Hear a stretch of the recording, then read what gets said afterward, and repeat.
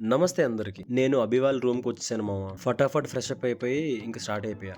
నా అకామిడేషన్ మొత్తం అభియే చూసుకున్నాడు. Like stay, food, bike, petrol అతనే అన్ని అరేంజ్ చేసాడు. పెట్రోల్ కూడా ఫుల్ ట్యాంక్ చేసి ఇచ్చేసాడు నాకు. సో ఇంక నాకు మొత్తం ప్లాన్ కూడా రాసి ఇచ్చేసాడు. ఎక్కడి నుంచి ఎక్కడికెళ్ళాలి, ఫస్ట్ ఎక్కడి నుంచి ఎక్కడికెళ్ళాలి అని చెప్పి. మీకు తెలిసిన వాళ్ళు ఉంటే ట్రిప్ ఈజీ అయిపోద్ది మామ. ఈ ప్లేస్ నార్మల్‌గా ప్లాన్‌లో లేదు. కానీ చూడగానే వెంటనే బైక్ స్టాప్ చేసి చూడాలని చెప్పి అనిపించింది. ఆ ఐలాండ్ చూడండి మామ ఎంత బాగుందో. ఊరి చుట్టూ వాటర్ తోని, ఆ గ్రీనరీ ఏంటి, ఆ హౌసెస్ ఏంటి. ఈ బ్రిడ్జ్ ఉంది కదా, ఇది ఒకటే వాళ్ళకి బయటికి వెళ్ళడానికి లోపల రావడానికి. అక్కడ పాడైపోయిన చిప్స్ ఉన్నాయి మామ. నెక్స్ట్ ఇది కొట్టాలం ఫెర్రీ పాయింట్. ఇది ఫ్రీ రైడ్. మళ్ళీ కొట్టాలం నుంచి తర్వాత అటువైపు మట్కాయం అని చెప్పి ఇంకో ఫెర్రీ పాయింట్ ఉంటుంది. అక్కడ వరకు తీసుకెళ్ళడానికి. ఇది చాలా డిఫరెంట్ ఎక్స్పీరియన్స్ మామ. నెక్స్ట్ అక్కడ పూజ చేస్తున్నారు ఈరోజు దసరా అని చెప్పి. తర్వాత మనకు ప్రసాదం కూడా ఇచ్చారు. ఇంకా ఫెర్రీ స్టార్ట్ అయిపోయింది మామ. చాలా ఎక్సైటెడ్ ఫీల్ అవుతుంది. ఇది గవర్నమెంట్ అండర్ కంట్రోల్ జరుగుతుందంట మామ. అందుకే ఫ్రీ. నేను చాలా సార్లు షిప్ ఎక్కా, బట్ బైక్ తో పాటు షిప్ ఎక్కడం ఇదే ఫస్ట్ టైం. అలా ప్రసాదం తింటూ సీనరీస్ ఎంజాయ్ చేస్తున్నా. కానీ ఎండ మాత్రం చాలా ఎక్కువ ఉంది మామ. అందుకే స్పెక్స్ పెట్టా. నెక్స్ట్ మన ఇండియా స్పాట్ మట్కాయం ఫెర్రీ పాయింట్. ఈ జర్నీ మొత్తం ఒక 30 మినిట్స్ ఉంటుందంట మామ. నువ్వు గోవాకి వద్దాం అనుకున్నావు అంటే మినిమం 10K పట్టుకురావాలి. ట్రావెలింగ్ అని, రూమ్ అని, ఫుడ్ అని, బైక్ అని,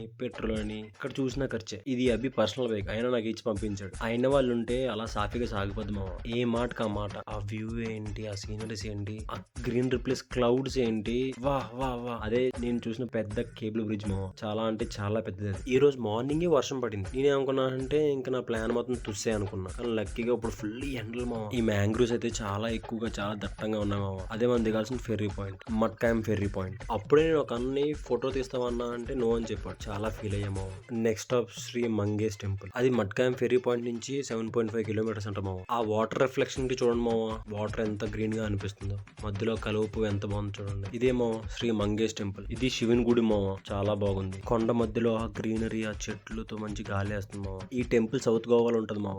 లెఫ్ట్ సైడ్ లో కమిటీ హాల్, మధ్యలో దేవస్థానం, రైట్ సైడ్ లోని క్యాంటీన్ ఉంటది మామ. లోపలికి మాత్రం ఫోన్స్ అలౌడ్ లేదు. సో దర్శనం అయిపోయిన తర్వాత బయటకు వచ్చాను మామ. ఆ దండ 25 రూపీస్ పడింది. ఇంకా నెక్స్ట్ ఎక్కడెక్కడ ఎక్స్ప్లోర్ చేశానో నెక్స్ట్ వీడియోలో చెప్తాను మామ. Subscribe to exploring Surya.